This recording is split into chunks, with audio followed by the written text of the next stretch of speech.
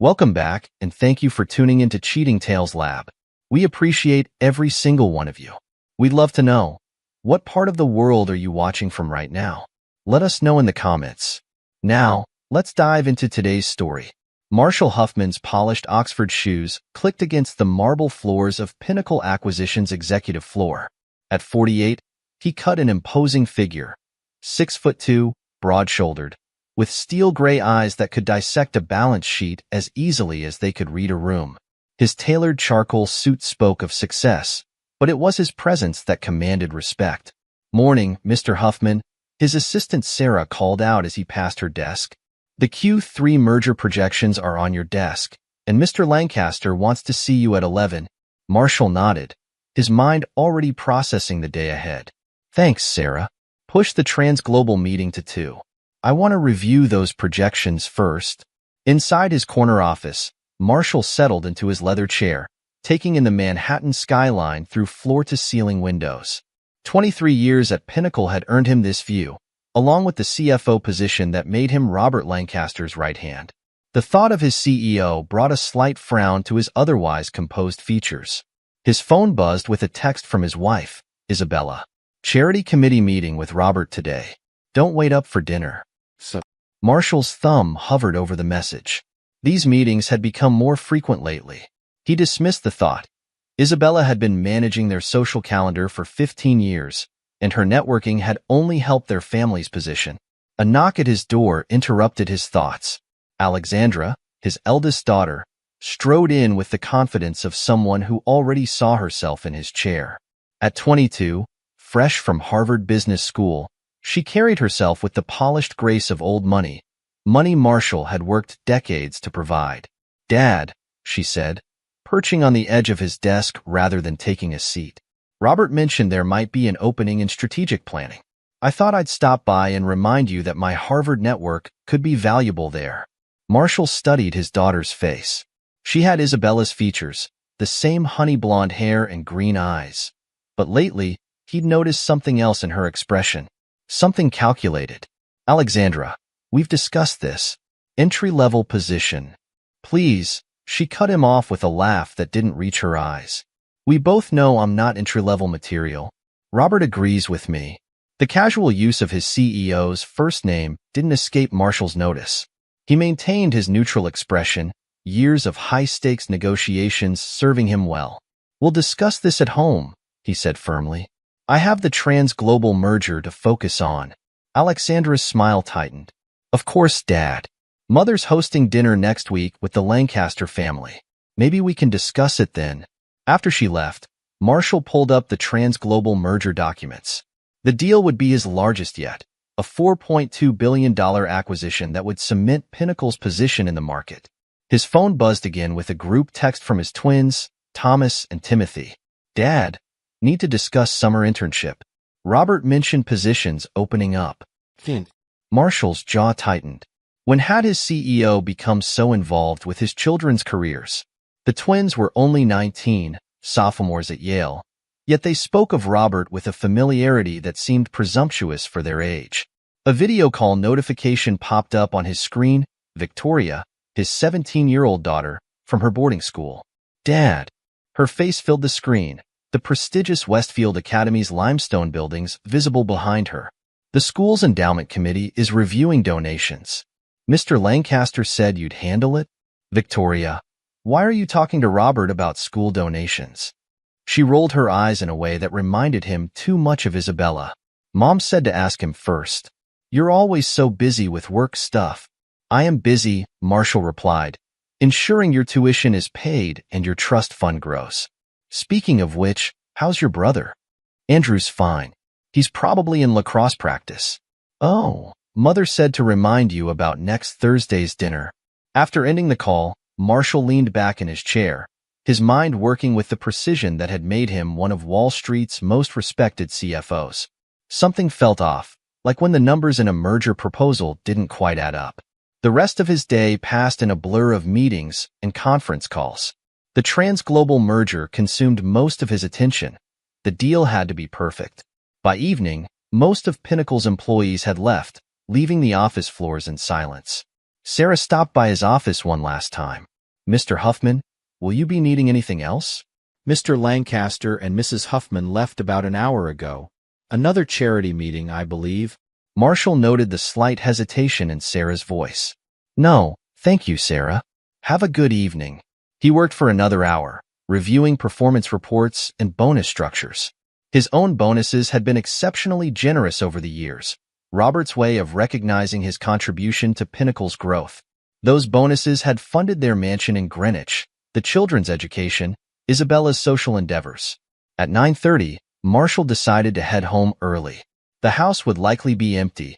Isabella's charity meetings often ran late, but he had financial models to review in his home office. The drive to Greenwich was quiet, his Mercedes cutting through the cool autumn night. Their estate's gates opened automatically, security cameras tracking his car's progress up the winding driveway. The house stood impressively against the dark sky. 6 bedrooms, 8 bathrooms, a testament to his success. He was about to enter through the front door when he noticed lights in the family room.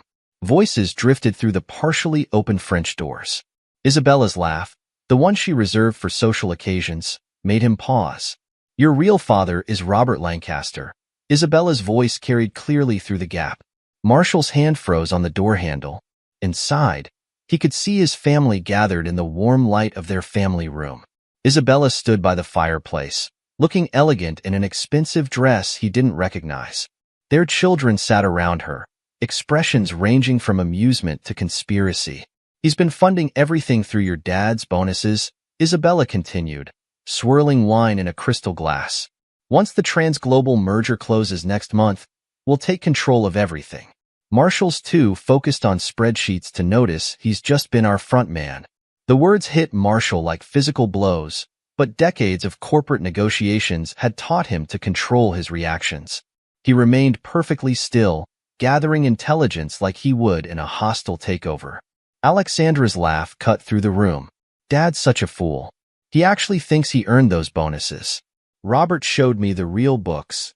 Every penny was planned. Your father, Isabella emphasized the word with mock sweetness, has been useful. His financial expertise made everything look legitimate. The board trusts him completely. But why keep him around so long? Thomas or Timothy asked. Marshall couldn't see which twin had spoken.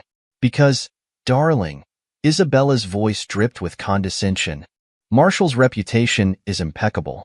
No one questions his financial decisions. Robert needed that credibility. And the merger? Victoria's voice now, eager to be part of the adult conversation. Will be our masterpiece. Robert Lancaster's voice emerged from a corner of the room Marshall couldn't see. Once it closes, the transfer of assets will be untraceable. Marshall's signature on everything makes it perfectly legal. What about the other shareholders? Andrew asked, surprising Marshall with his grasp of corporate matters. Robert's laugh was cold. They'll be too busy dealing with the merger's fallout to notice where the money went. By the time anyone realizes what happened, we'll be settled somewhere without extradition treaties. And Marshall? Isabella asked, an edge to her voice that Marshall had never heard before. We'll take the fall, Robert replied casually. His signatures are on everything. The board will assume he orchestrated the whole thing. Quite poetic, really. The trusted CFO betraying everyone. Alexandra's Harvard connections will help smooth the transition, Isabella added proudly. No one will question her taking over his position afterward. We've planned everything perfectly. Marshall watched his oldest daughter beam at the praise. The Harvard Alumni Association already thinks I'm following in Dad's footsteps. They have no idea whose footsteps I'm really following. The twins high-fived each other. Yale's business school won't know what hit them, one of them said. Robert's donations guaranteed our spots. When do we tell him? Victoria asked, sounding younger than her 17 years. Tell him? Isabella laughed. Oh, darling, Marshall won't need to be told anything. Once the merger closes, everything will happen so fast he won't know what hit him. Robert has arranged for certain irregularities to be discovered. Marshall's reputation will be destroyed so thoroughly, no one will believe a word he says. The timing has to be perfect, Robert added. The Transglobal merger is complex enough that any financial discrepancies will be buried in the details. Marshall's own thoroughness works against him. He's documented everything so meticulously that his signature on the fraudulent documents will be unquestionable. Marshall had heard enough. With the same silent precision he used in corporate takeovers, he withdrew from the door. His mind was already cataloging information, forming strategies, identifying weaknesses in their plan. He made his way to his home office, careful not to make a sound. The room was his sanctuary, a place where he had structured countless deals, orchestrated mergers that had made Pinnacle a powerhouse. Now it would serve a different purpose. Logging into his secure terminal, Marshall began pulling up records. Years of transaction histories, bonus payments, offshore transfers, everything he had overseen as CFO. But now he looked at them with new eyes, seeing the pattern he had missed. Each major merger had corresponded with substantial bonuses to his accounts. Those bonuses had then been quietly transferred to shell companies, companies he now recognized as being controlled by Isabella. Robert had used Marshall's legitimate merger work as cover for massive fraud, while secretly transferring company assets through Marshall's bonuses into accounts his wife controlled. The scheme was brilliant in its simplicity. Marshall's reputation for financial integrity had made him the perfect unwitting accomplice. Every successful deal he closed for Pinnacle had been used to hide their fraudulent transfers.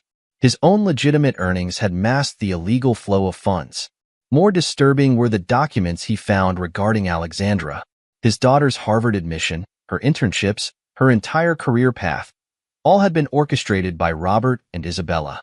They had been grooming her to take over Marshall's position after the merger, using her Harvard connections to legitimize the transition. The transglobal merger would be their masterstroke. Marshall could see it clearly now. The complex transaction would provide cover for the largest asset transfer yet. By the time anyone unraveled the details, Robert and Isabella would be gone, along with billions in company assets. Marshall would be left to face federal investigators, his signature on countless fraudulent documents. Hours passed as Marshall dug deeper, documenting everything. His financial expertise, the very skill Robert and Isabella had exploited, now served to uncover their decade-long conspiracy. Every transaction, every transfer, every false document, Marshall captured it all. Dawn was breaking when he finally leaned back in his chair. In the growing light, he could hear movement in the house, his family starting their day, unaware that their carefully constructed plan was about to implode. Marshall allowed himself a small, cold smile. They had underestimated him badly. They saw what they wanted to see. The predictable CFO, too focused on spreadsheets to notice their betrayal. They forgot that those same spreadsheets had helped him orchestrate some of the most complex corporate takeovers in recent history. A knock at his office door. "Dad," Alexandra's voice. "You're home early. Mother said you had a late meeting." "Just reviewing some merger documents," Marshall replied evenly. "How's the Harvard Alumni Association these days?" "Oh, networking, making connections." "Robert think." "I'm sure he does." Marshall cut her off smoothly. "Tell your mother I'll be working from home today. The trans-global merger needs my full attention." After Alexandra left, Marshall began composing emails. The board would need to be informed. Evidence would need to be distributed. Assets would need to be secured. But first, he had some calls to make to certain foreign banks. Let Robert and Isabella think they had orchestrated the perfect plan. Marshall hadn't become Pinnacle CFO by being predictable. By the time they realized their mistake, it would be far too late. The morning sun cast long shadows across his desk as Marshall began implementing his counterattack. In the house beyond his office, his family went about their morning routines, confident in their secrets. Marshall allowed himself another small smile. They had taught him an invaluable lesson about family loyalty. He intended to show them exactly how well he had learned it. Marshall's fingers moved across his keyboard with surgical precision. Dawn's first light crept through his home office windows, but he hadn't slept.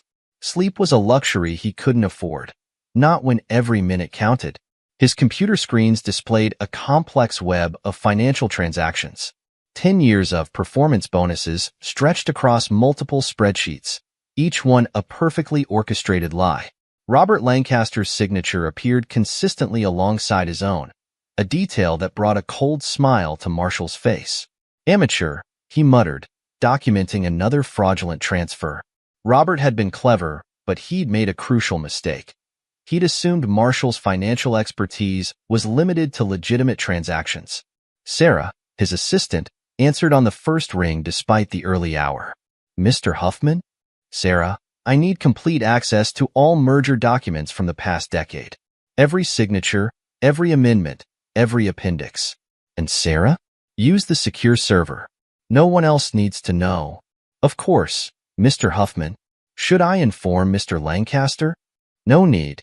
He'll find out soon enough." Marshall disconnected the call and pulled up the Transglobal merger documents. The deal's complexity had been deliberate. Robert and Isabella had planned to use it as cover for their final heist. But complexity cut both ways. A notification popped up, access granted to the secure server.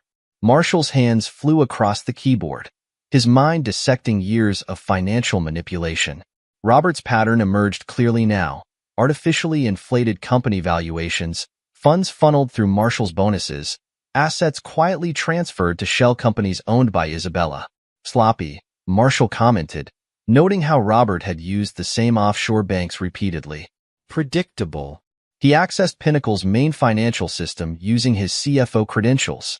Robert had never understood the full extent of Marshall's system access, another fatal mistake.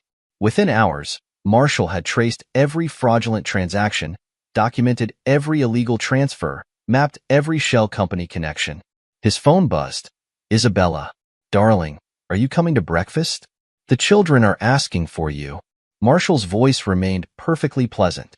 "Still working on the Transglobal merger." "Don't wait for me," Robert called. "He wants to discuss some last-minute details." "I'm sure he does." After hanging up, Marshall accessed a secure line to contact James Chen, his personal attorney, one whose existence neither Robert nor Isabella knew about. "James, initiate Protocol 7. "Yes, all of it." "And James?" "Make it ironclad." The next hours passed in a blur of precise financial maneuvers. Marshall methodically transferred all legitimate company assets into secure holding companies, his actions masked by the merger's normal activities. Robert's planned poison pills were identified and neutralized one by one. A knock at his office door. "Dad." Alexandra's voice. "Mother says you've been in here all night." "The merger requires attention, Alexandra. Or perhaps Robert hasn't explained that part to you." A pause. "I don't know what you mean." "Of course not. Tell your mother I'll be busy all day. The Transglobal deal needs my personal touch." After Alexandra's footsteps faded, Marshall accessed another secure line. "Mr. Zhao?" "Yes, about those offshore accounts." "Execute option B." "All of them." By mid-morning, Marshall had compiled an exhaustive record of Robert and Isabella's decade-long conspiracy. Every fraudulent transaction, every manipulated valuation, every illicit transfer, all documented with meticulous precision. His findings revealed the true scope of Robert's ambition. The Transglobal merger wasn't just another deal. It was meant to be a corporate extinction event. Sarah's voice came through the intercom. "Mr. Huffman, Mr. Lancaster is asking about the merger documents. Tell him they'll be ready by end of day." "And Sarah? Thank you for your loyalty over the years." Marshall turned to the wall safe hidden behind an original Rothko, a gift from Robert, ironically. Inside lay USB drives containing evidence of tax fraud, embezzlement, and securities violations. Each drive was perfectly organized, ready for distribution to board members. His phone buzzed again. Thomas and Timothy in a group chat. "Dad, Robert mentioned board meeting tomorrow. Still good for Yale summer internships?" Can't. Marshall's reply was brief. "Focus on your studies. Tomorrow will be educational."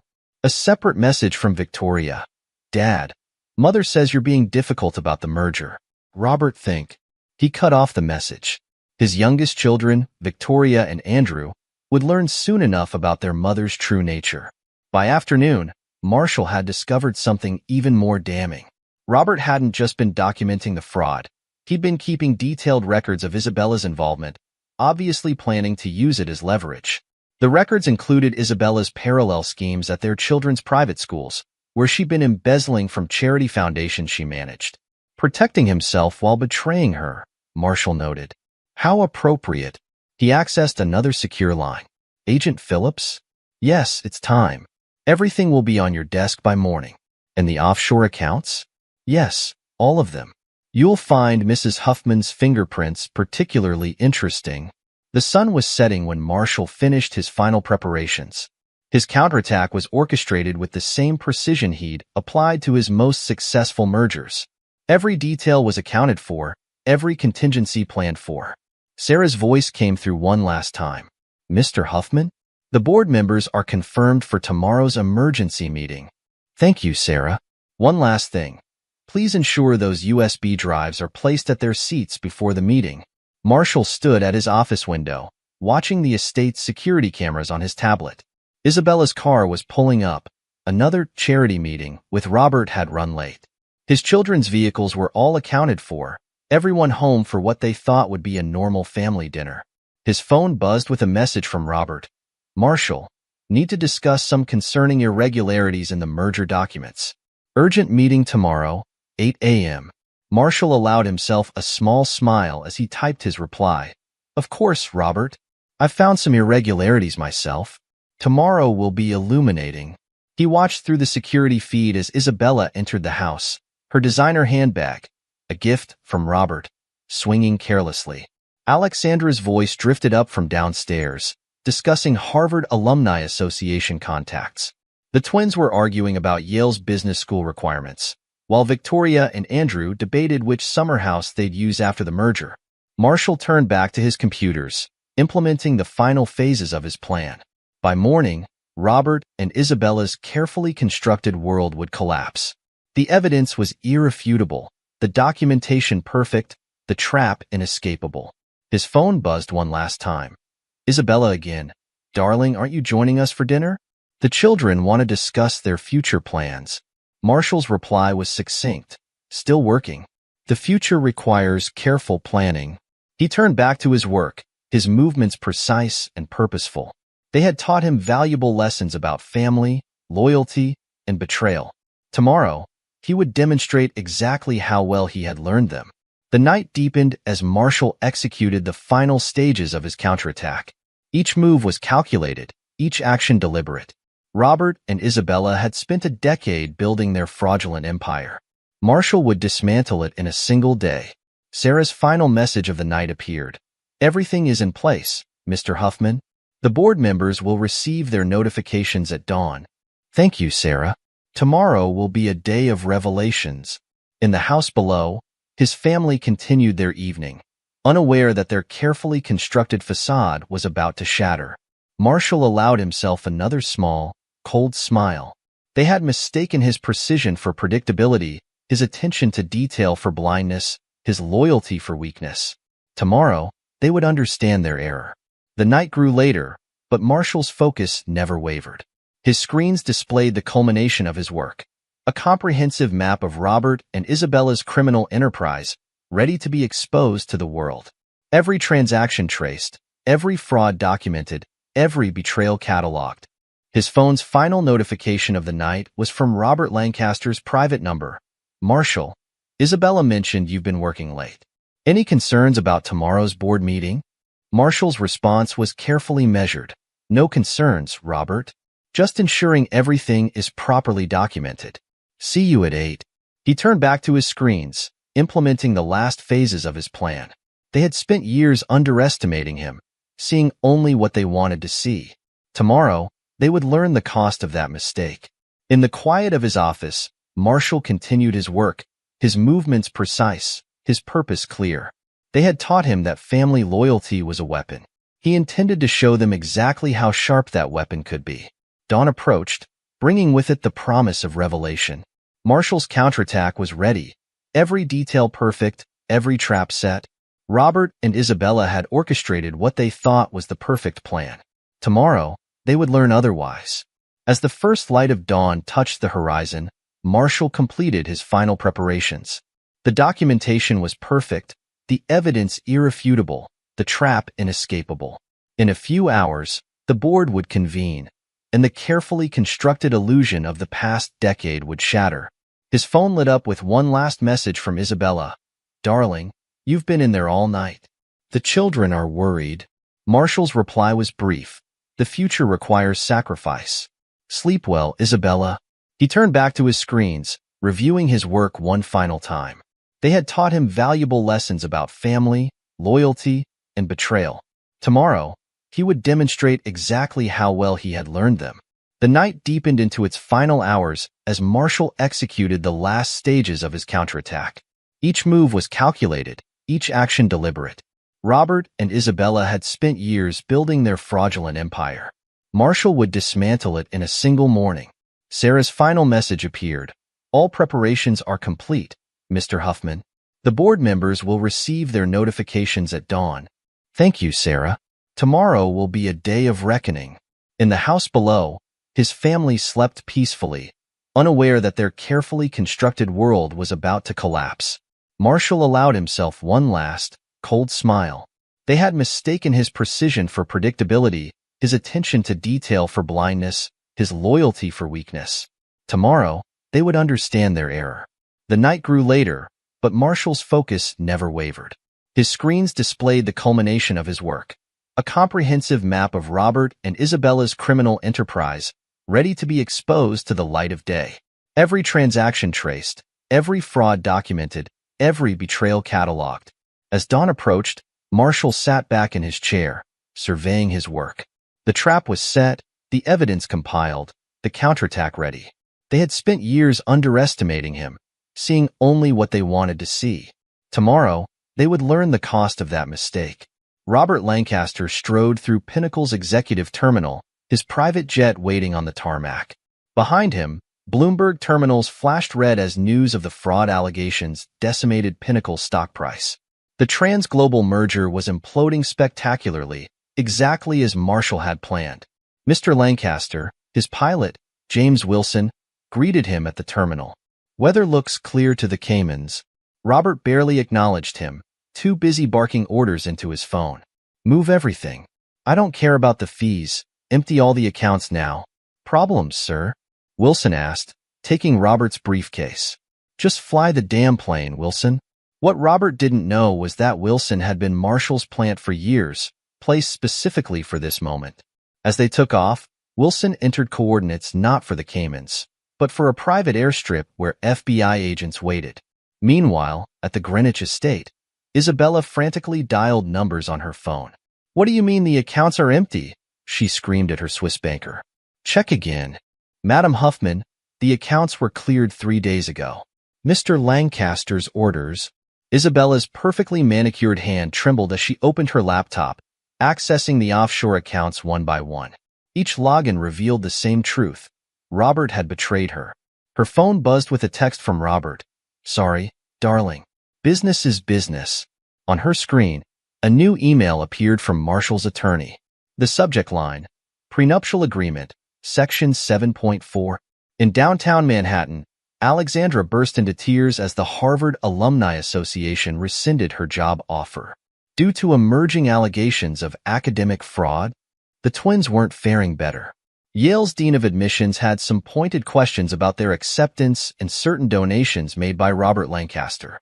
Victoria and Andrew huddled in their respective boarding school dormitories, watching their family's disgrace unfold on national news.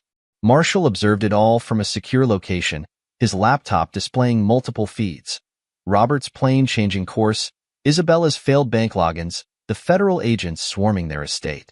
Mr. Huffman, Agent Phillips reported via secure line. Mr. Lancaster's plane is being diverted now. Would you like to watch the arrest? No need, Marshall replied. Send me the paperwork when it's done. 3 months later, Marshall sat in his new office, the CEO's suite at Pinnacle Acquisitions. The board's vote had been unanimous. After all, he had saved the company from complete destruction. Robert Lancaster's federal indictment made for interesting reading. Securities fraud, tax evasion, conspiracy. But it was Isabella's charges that drew Marshall's attention. Her charity foundation schemes had been more extensive than anyone suspected. Mr. Huffman, his new assistant, announced, the FBI has more questions about Mrs. Huffman's activities at the children's schools. Send them everything, Marshall replied. Every donation, every transaction. The evidence was damning. Isabella had been running parallel embezzlement schemes through various school charity foundations, using her position on their boards to siphon millions. In the federal detention center, Robert Lancaster was learning the cost of betrayal. His fellow inmates didn't take kindly to someone who had planned to leave thousands jobless. Isabella's arrest made headlines. Charity Queen's empire of fraud exposed. Her social circle evaporated overnight. The same people who had attended her lavish fundraisers now pretended they'd never known her. Alexandra faced her own reckoning at Harvard. The Academic Review Board had some uncomfortable questions about her admission and subsequent performance. The twins watched their Yale careers crumble as evidence of Robert's illegal donations emerged. Their trust funds, frozen by federal investigators, revealed a web of fraudulent transfers. Victoria and Andrew struggled with a different kind of loss. Their entire family narrative had been a lie. Marshall implemented sweeping changes at Pinnacle. New anti-fraud measures, transparent accounting practices, ethical oversight committees.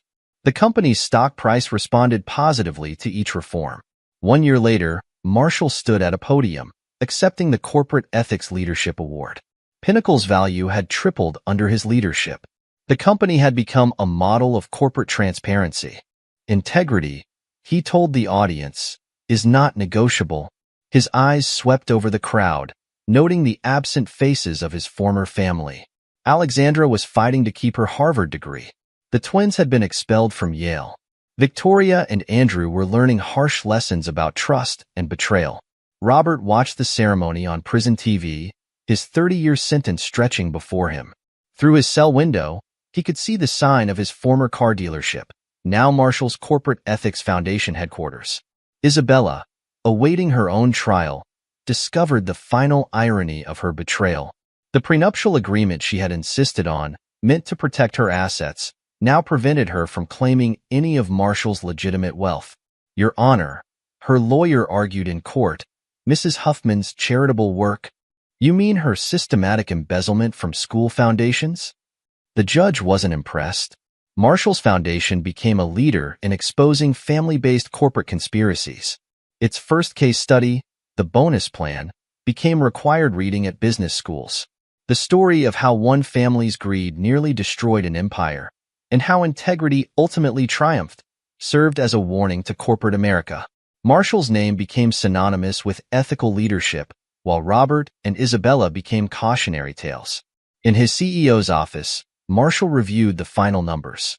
Pinnacle had emerged stronger, more transparent, more valuable. His revenge hadn't just been complete, it had been profitable. Mr. Huffman, his assistant called. The prison warden is on line 1. Mr. Lancaster is requesting a meeting.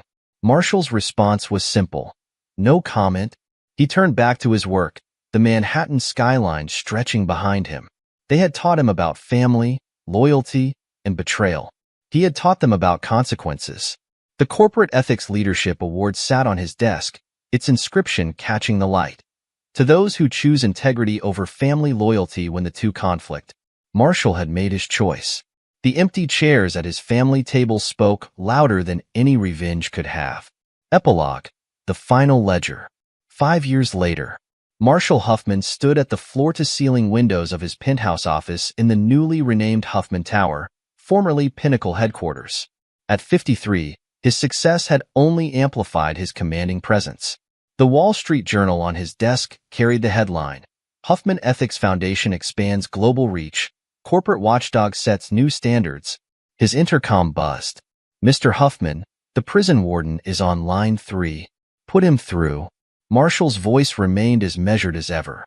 Mr. Huffman, Robert Lancaster is requesting another meeting. He claims to have information about additional offshore accounts. Tell him what you've told him the last dozen times. All communications go through the Foundation's legal team. The warden cleared his throat. He's not doing well, sir. The appeal denial hit him hard. Neither are the thousands whose pensions he tried to steal, Marshall replied. Anything else? No, sir. Thank you for your time. Marshall pulled up the Foundation's latest report on his tablet.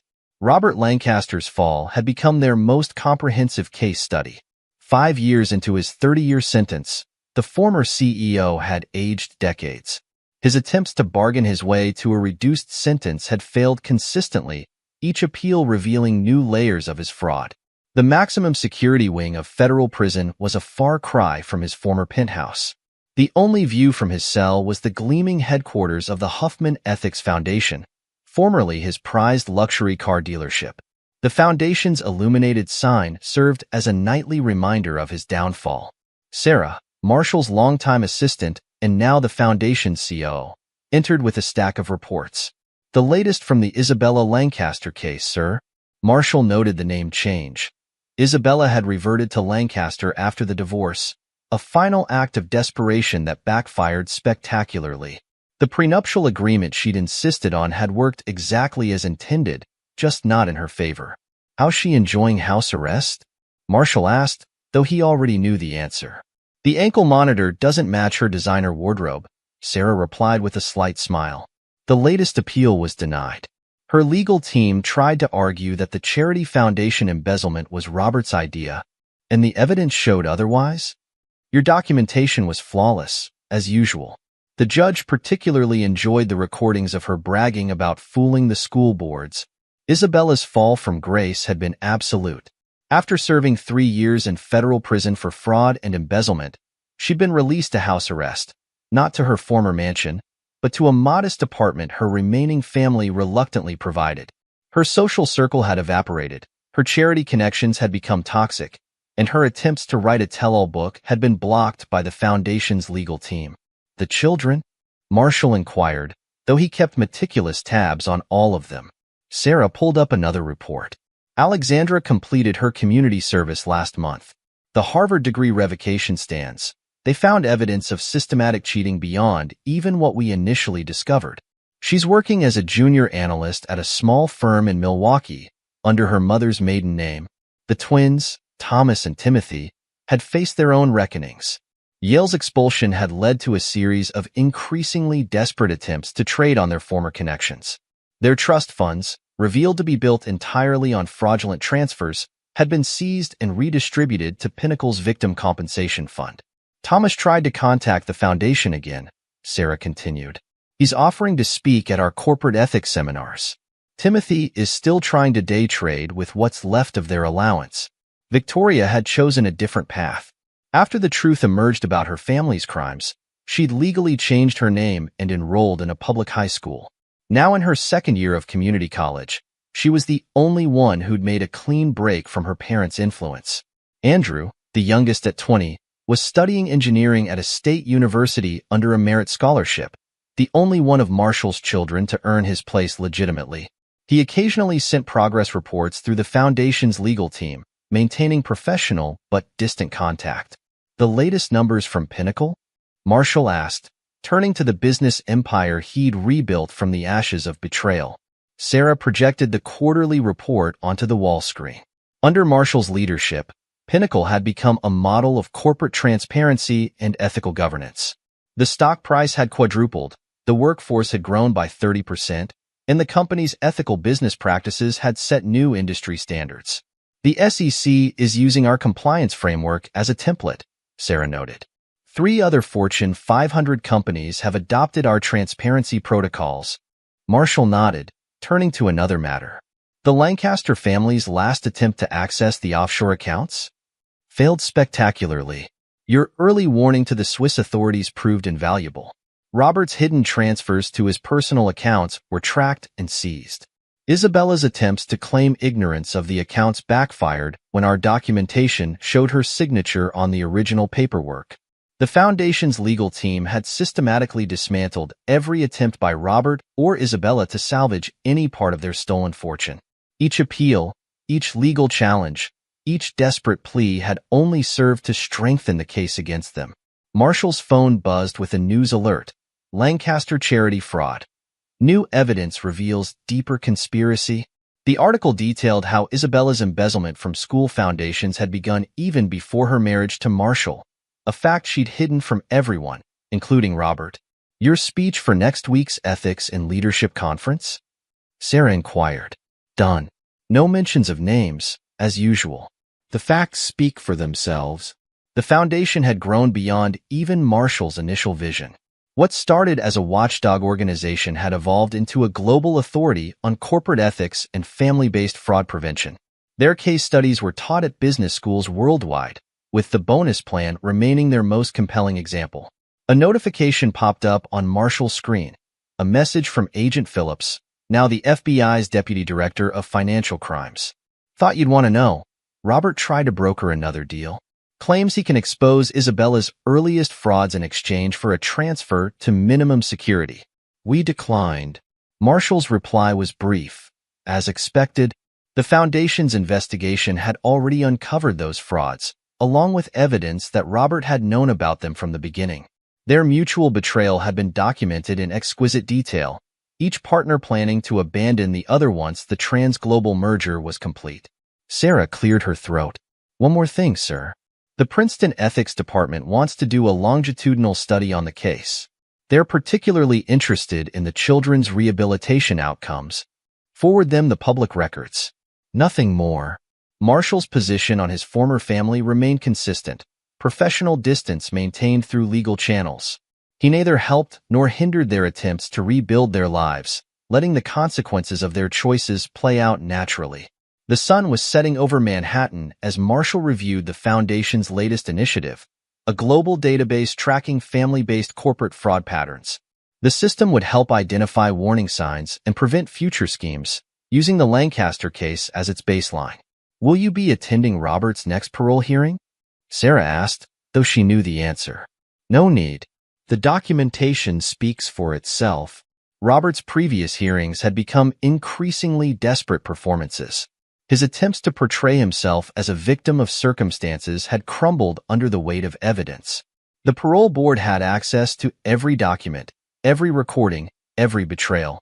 Isabella's latest court-mandated psychiatric evaluation had revealed what Marshall had known all along. Her remorse was as fraudulent as her charity work.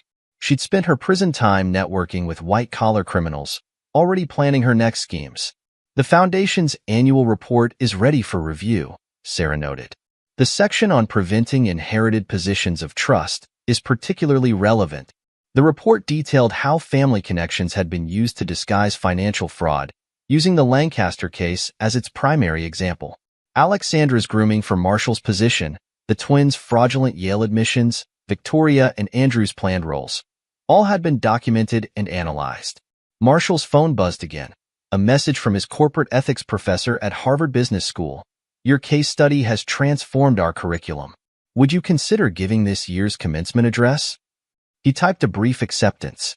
The irony wasn't lost on him. The institution that had unknowingly hosted part of Robert and Isabella's scheme would now hear from the man who exposed it. As night fell over Manhattan, Marshall stood at his office windows one last time. The city stretched before him, its lights reflecting off the Huffman Tower's glass facade. In a cell hundreds of miles away, Robert Lancaster would be watching the Foundation's sign illuminate the darkness. In her modest apartment, Isabella would be planning another doomed appeal. Their children, scattered across the country, would be facing their own daily reminders of choices and consequences.